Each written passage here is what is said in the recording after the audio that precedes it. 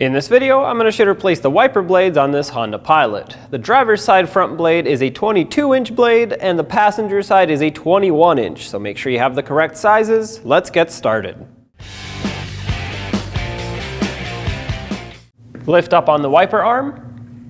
At this point, depending on the wiper blade style you already have, there may or may not be a cap to remove here or tabs to pinch. In my case, actually what it has is a tab down here that I have to push down and out of the way and then wiggle and pull down on the wiper blade, and that will unhook it from the arm.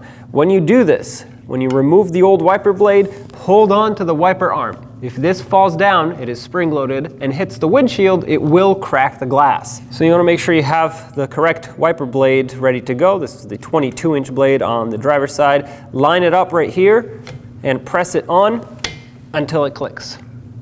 And on the blade itself, you'll see a plastic protective sheathing. Remove that, and then gently set the wiper arm back down and do the same to the other wiper blade. When only the best will do, demand TRQ. The only company that lets you view before you do. TRQ is committed to offering the highest quality aftermarket auto parts that are engineered for peace of mind. Thanks for using and viewing with TRQ.